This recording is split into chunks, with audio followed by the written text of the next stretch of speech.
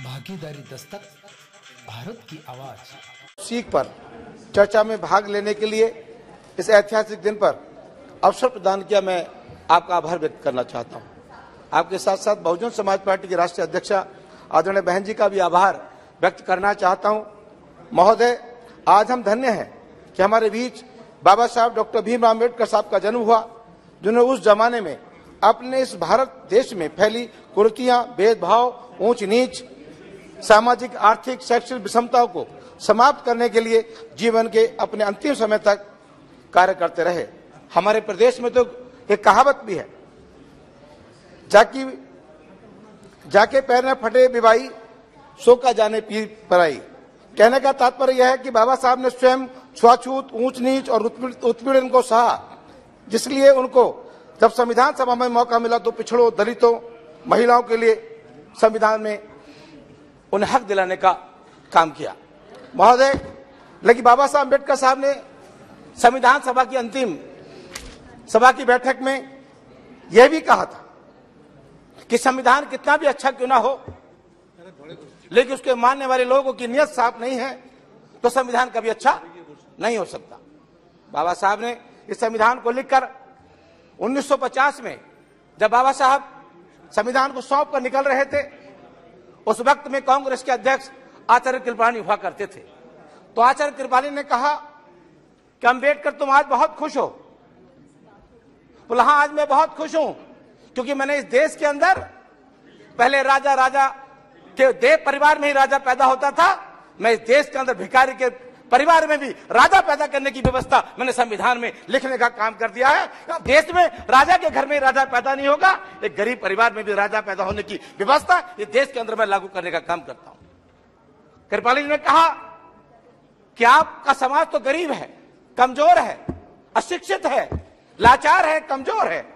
हम उनका वोट पैसे के अभाव से लेने का काम करेंगे। हम आपके समाज का वोट उनको डरा कर लेने का काम करेंगे। उनका वोट हम खरीदने का भी काम करेंगे। लेकिन बाबा साहब ने आचार्य कृपलानी जी को एक बात कही, ये बात सही है आपकी कि मेरा समाज गरीब है, कमजोर है, पिछड़ा है, शोषित है, अशिक्षित है, लाचार है। लेकिन एक बात याद रहे कृपलानी जी, जिस दिन मेरा समाज अपने वोट की कीमत को समझ जाएगा तो तुम्हें भी लाचार बनाने का काम करेगा। और साथ ही जब आप उनका समाज ने वोट का महत्व समझा, अब वोट का महत्व समझने के बाद 1952 में जो पहला चुनाव हुआ, इस देश में जिस व्यक्ति ने देश का संविधान लिखा हो, देश में गैर बराबरी की व्यवस्था को खत्म किया हो, इस देश में समतामूलक समाज की स्थापना की हो, इस देश के अंदर भाईचारा कायम किया हो, इस देश में सभी को बराबरी का हक दिया हो, इस देश में राजा की वोट की कीमत एक तो भिखारी के वोट की कीमत भी एक करने का काम किया हो, ऐसे व्यक्ति को जब चुनाव में गए तो उस वक्त में कांग्रेस में जवाहरलाल नेहरू जी की हवा थी, उनका संदेश था पूरे देश में। लेकिन बड़े दुख की बात है कि ऐसे नेता को हराने के लिए जवाहरलाल नेहरू जी ने उनका विरोध करके और उनके पीए कजरोलकर को चुनाव जिताकर बाबा साहब को चुनाव हराने का काम किया। ये कितने दुख की बात है कि जो आज परम पूज्य बाबा साहब अम्बेडकर साहब की बातें तो करते हैं, लेकिन बाबा साहब के साथ जो शोषण कांग्रेस ने किया, मैं समझता हूं किसी और ने तो शोषण करने का काम नहीं किया। बाबा साहब अम्बेडकर साहब तो पहले चुनाव में हारे, कजरोलकर में हारे, तो मैं बधाई देना चाहता हूं उस मुस्लिम समाज के उस व्यक्ति को जो बंगाल से चुनाव जीत कर आए थे। खलीकुज्जुमा साहब चुनाव जीत कर आए थे, खलीकुज्जुमा साहब ने इस्तीफा दिया और इस्तीफा देने के बाद बाबा साहब को चुनाव जिताकर संविधान भेजने का लोकसभा में काम किया और बाबा साहब फिर उसके बाद यहाँ कानून मंत्री बने। लेकिन सरकार में रिमोट किसके हाथ में था?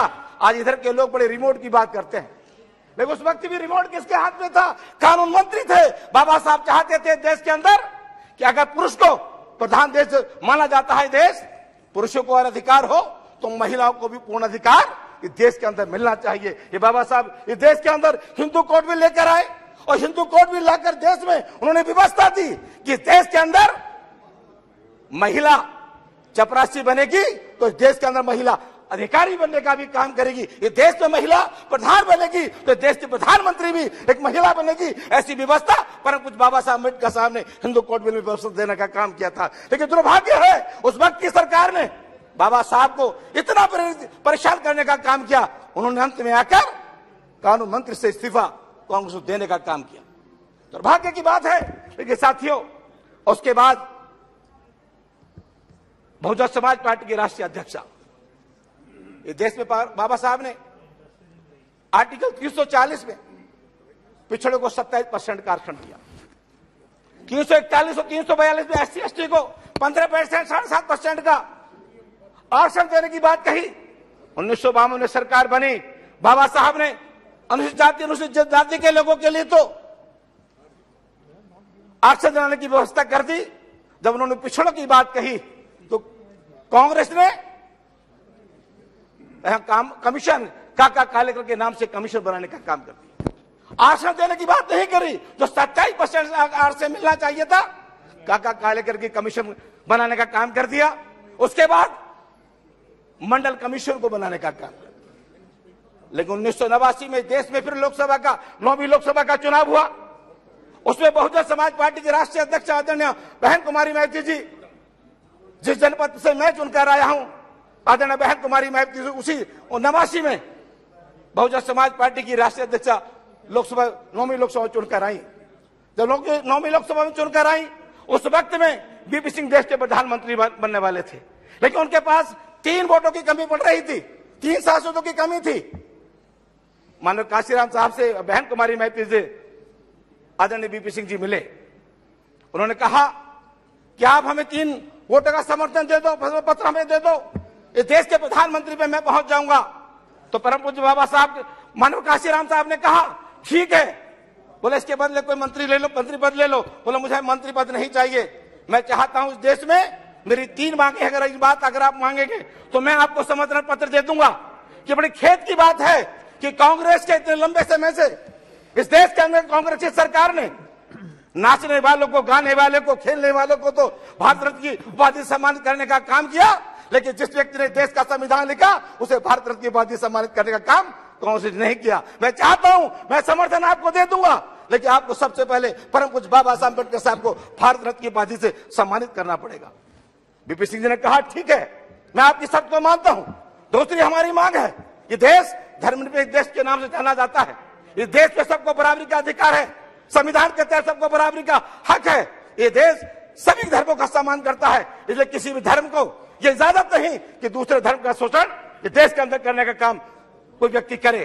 और तीसरी मांग, मानव काशीराम साहब ने कहा कि जो मंडल कमीशन की रिपोर्ट इस देश में अभी तक लागू नहीं हुई, परम पूज्य बाबा साहब अम्बेडकर साहब ने संविधान में 27% का आरक्षण इन पिछड़े समाज के लोगों को दिया है। मैं चाहता हूं देश के अंदर कि मंडल कमीशन की रिपोर्ट लागू हो और पिछड़े समाज को तो आर्टिकल 340 में ये व्यवस्था दी थी कि 27%, चाहे वो नौकरी में हो, चाहे वो राजनीतिक में हो, उनको हक और अधिकार मिले।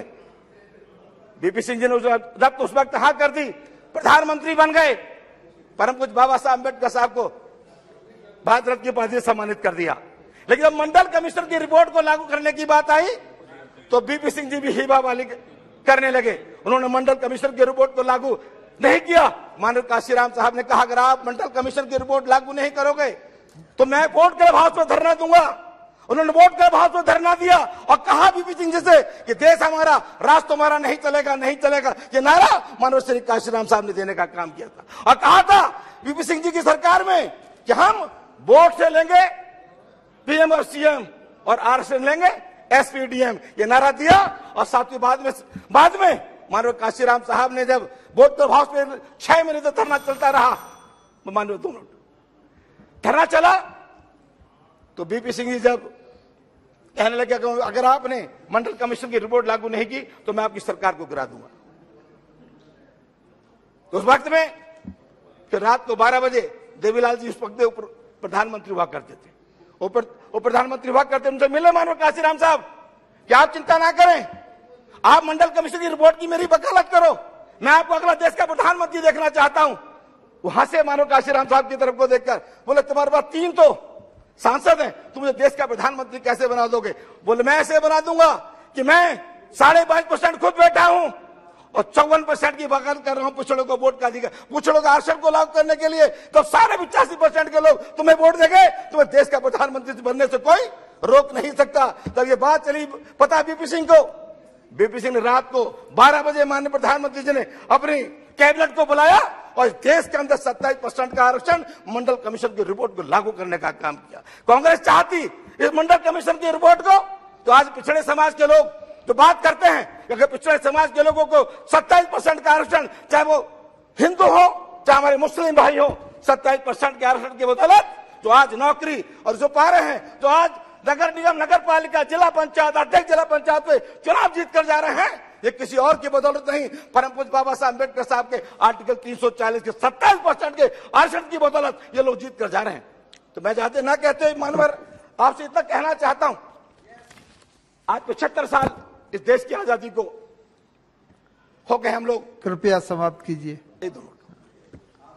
लेकिन दलितों के साथ जो बाबा साहब ने संविधान में व्यवस्था दलितों को दी थी, वो अभी भी वो अपने अधिकार से वंचित है। बड़ा दुर्भाग्य के साथ मैं कहना चाहता हूं कि राजस्थान, जहां एक दलित समाज का युवक मूछ रखना तो रखता है, उसकी हत्या कर दी जाती है। मध्य प्रदेश में दलित के ऊपर पेशाब करने की घटना घटित होती है। पूरे देश में दलितों के ऊपर शोषण हो रहा है। तो मैं आपके माध्यम से सरकार से कहना चाहता हूं कि ये देश में अगर आप चाहते हैं कि तरक्की बढ़े, तो आप दलितों के शोषण को रोकने का काम करो, दलितों को उनके बराबरी का अधिकार में लाओ, और दलितों की लड़ाई को अपनी लड़ाई की लड़ो, वो भी आपके अपने परिवार के हैं।